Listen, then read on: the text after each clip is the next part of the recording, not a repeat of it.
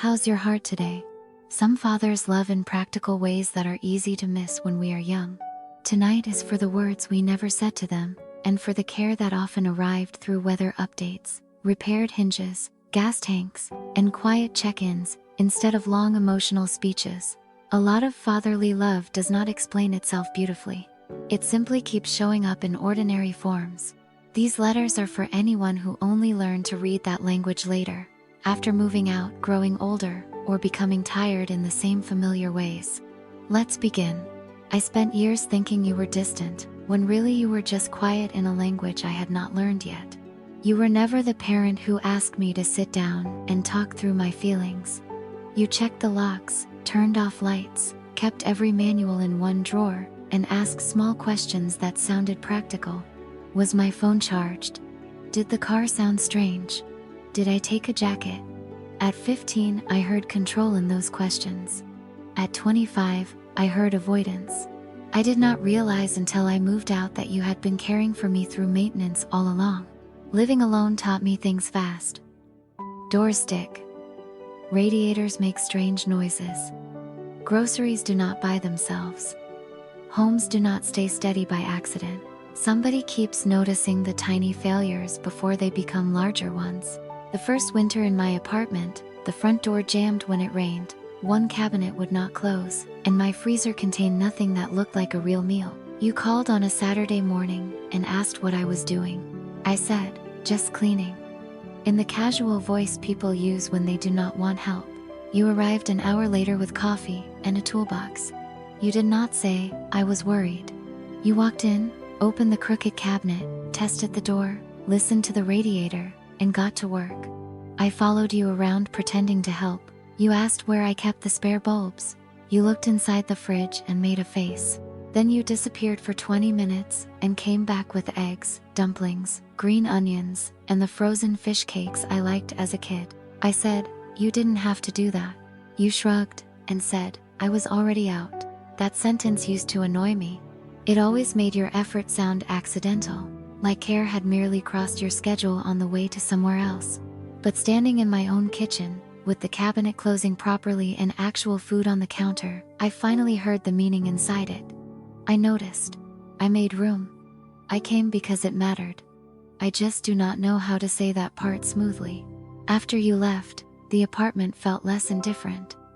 Someone had seen the frayed edges of my life and put his hands on them. That night I opened the freezer, saw the dumplings lined up neatly, and cried for reasons much larger than groceries. I think that was the first time I understood how often I had judged you by the tone of your love instead of the consistency of it. You were there in verbs. Fix, carry, check, refill, wait. When I had exams, you filled the gas tank. When I got my first job, you checked the brakes before I drove in the rain. When I moved apartments, you spent your entire Sunday carrying boxes and refused to leave until the shelves were level. When I sounded tired on the phone, you asked about tire pressure as if exhaustion and air loss belonged to the same category of preventable trouble. A few months ago I came by the house and found you in the garage folding old rags into neat squares. You looked older than I expected, which is one of the sharpest feelings in the world. Parents age where we cannot see them. Then one day the light falls differently and the truth is just there. I asked if you needed help. You said no in the exact tone I inherited from you, so I stayed anyway. We stood there side by side, saying almost nothing, and I realized how much of our relationship had lived in that kind of silence. Not empty silence, working silence, safe silence. There is something I never told you, because I only learned it after I had my own keys and bills and tired evenings. I never needed you to become softer. I only needed to understand the shape of what you were already giving. You loved me like a person making sure the house would hold through the night. And now, whenever I text someone, drive safe, I hear the softness I missed in you for years. Sometimes fathers do not say, I love you, in the language we expected. Sometimes they say it by making sure the door closes all the way. Not every silence means a lack of love. Sometimes it means love learned to wear work clothes. Some fathers stand a little outside language, and we spend years walking past the tenderness because it is dressed as advice. The next letter is from a son who did not know how to tell his father he was falling apart, so he asked for help with something smaller. I never told you that the sink was not the real reason I called. At the time, I had been out of work for 3 weeks and acting like it was just a short break between jobs. That is the phrase I used with everyone, because it sounded temporary and adult. It did not sound like the truth, which was that my mornings had become shapeless and embarrassing. I stayed in sweatpants too long. I checked my email too often. I learned exactly which floorboards creaked, because I spent so much time pacing. I did not tell you because you had been so proud when I got that job. You mentioned it to relatives. When people asked about me, your face changed in that subtle way fathers try to hide. I could not bear being the reason that expression dimmed. So when the kitchen sink started dripping, I let it drip for 2 days and then called you. Not because I could not fix it. I probably could have watched a video. I called because the apartment had grown too quiet and I wanted to hear your voice enter it like something solid. I called because asking for help with a sink felt easier than saying, "Dad, I am scared." You answered on the second ring. I said, "The faucet's acting up." You asked, "Bad?" I looked at the tiny drip and said, "A little." You said you could come by after lunch. All morning I cleaned like someone preparing for an inspection. I made the bed, took out the trash, and hid the unopened mail in a drawer because too much of it looked like failure. When you arrived, you carried your old tool bag and a container of cut fruit Mom had apparently sent without telling either of us. You knelt by the sink, turned the faucet on and off twice, and said, "Yeah, that would annoy me." I stood nearby pretending the call had always been about plumbing. Then, without looking up, you said, "You home a lot these days." There it was. Not an attack, not even a hard question. Just an observation placed gently in the room. I said, "Yeah." Things slowed down. You nodded, as if that answer was both incomplete and enough for the moment. When the leak was fixed, you washed your hands, opened the fridge, and read the truth immediately. 1 carton of eggs, half a bottle of sauce, some spinach that had given up. You did not comment on it directly. You just closed the door and said, "Let's go get groceries." At the store, you moved slowly through the aisles, as if the trip meant nothing more than dinner, rice, eggs, chicken thighs, onions, apples, tea, dish soap. You picked up frozen dumplings and put them in the cart. I laughed and said, "You always buy dumplings like a blizzard is coming." You answered, "You always eat them." That almost undid me right there between the freezer cases. Back at my apartment, you portioned the meat into smaller packs because, as you said, it's easier later. I watched you make my next few days more manageable, with the same quiet focus you had used on the sink. Nothing dramatic. Just one problem. Then the next, until the room felt less impossible. Before leaving, you stood by the door and said, "You know you can just tell me things." It was one of the most direct sentences I have ever heard from you. I still did not fully confess. I told you enough, that the job had ended sooner than expected. That I was looking. That I felt stupid for how hard it hit me.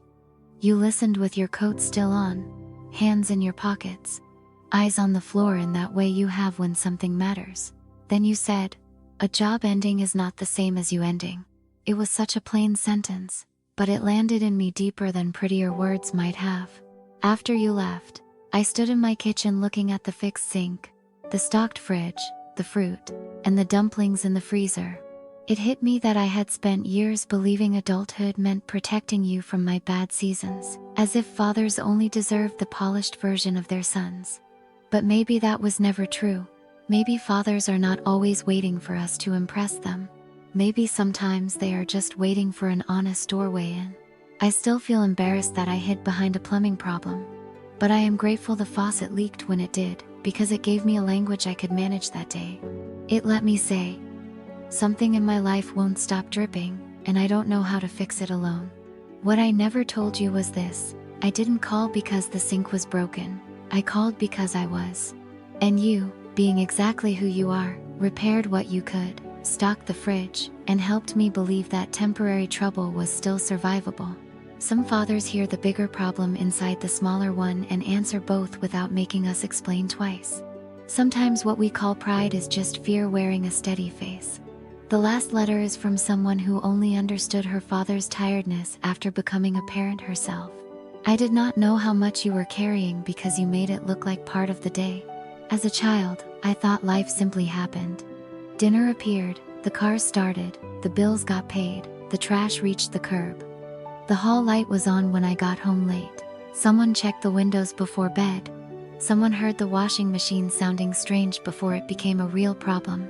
For most of my childhood, that someone was just Dad, which is another way of saying I did not really see the person inside the role. You left for work before the house felt fully awake. When I smell coffee before sunrise, I still think of your jacket over the chair and the quiet metal sound of your keys. You came home carrying outside air with you, sometimes dust, sometimes rain, and after a full day you kept moving, fixing, checking, lifting. You sat down eventually, but never first. When I was younger, I narrowed you into a simpler character, strict about money, quiet at dinner, always asking practical questions, too tired to talk in the softer way Mom did. I measured you against the kind of warmth that feels easy to receive. I did not understand that some warmth arrives already worn out from carrying other things. The truth reached me years later in my own kitchen. My son had fallen asleep on the couch after a feverish afternoon. There were dishes in the sink, a permission slip on the counter, laundry in 2 half-finished piles, and one work email I did not have the energy to answer. The apartment was finally quiet. I stood there with a wet dishcloth in my hand, too tired to tell whether I wanted to cry or just sit on the floor for 10 minutes. Then I thought of you. Not in a dramatic way. Just suddenly. I saw you in our old house wiping down the table after everyone else had drifted off. I saw you checking the back door twice. I saw you putting air in a tire on a Sunday morning before anyone woke up. And for the first time in my life, I did not remember you as Dad. I remembered you as a tired man continuing anyway. That changed something in me. A few weeks later, I brought my son to visit you. He climbed into your lap with a toy truck and began telling you a long story that made no sense. You listened with full seriousness, nodding at the right places. Then, without interrupting him, you looked at me and asked, "You sleeping enough?" It was such a small question, but I almost laughed because of course that would be the form your concern took. Not how are you holding up, just sleep. A practical doorway into a more tender room. I said, "Not really." You nodded like a man receiving weather information he had already predicted. Then you went to the kitchen and came back with the orange vitamin drink you used to buy when I was sick as a child. You set it on the table and said, "Take one home." That drink nearly made me cry. Not because of the drink itself, but because it carried so many years inside it.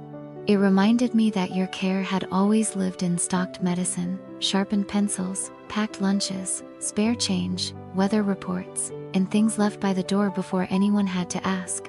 Your love did not announce itself. It anticipated. I wish I had known sooner that anticipation is a form of devotion. There is something humbling about becoming the age your parents once were when they seemed impossibly stable. You realize they were not standing on some higher ground called adulthood. They were just tired people choosing responsibility again and again, hoping love would be felt through consistency, if not through perfect language. I do not think I ever thanked you for the texture of safety you built around our days. The flashlight exactly where it should be when the power went out. The packed umbrella in the car. The way you kept going even when work had clearly taken more out of you than anyone asked about. The sentence I never said was simple. I did not think you were ordinary.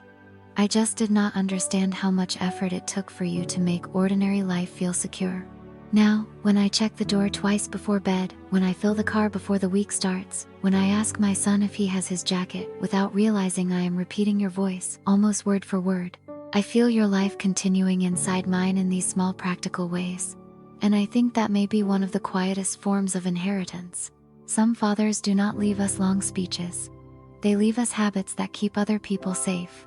If these letters brought your father to mind tonight, maybe it is because so much love from fathers gets hidden inside duty, routine, and all the small practical things we were too young to recognize clearly. The words may have been few, but the care was often there, doing its work in the background. Sometimes understanding comes late, but late understanding still has value. It can soften regret into gratitude and silence into one honest thought we finally let ourselves feel. If this stayed with you tonight, stay with mine light. Leave your own thoughts below, and be gentle with the love that did not always know how to speak beautifully. Some truths arrive late, but they still warm the room when they finally do.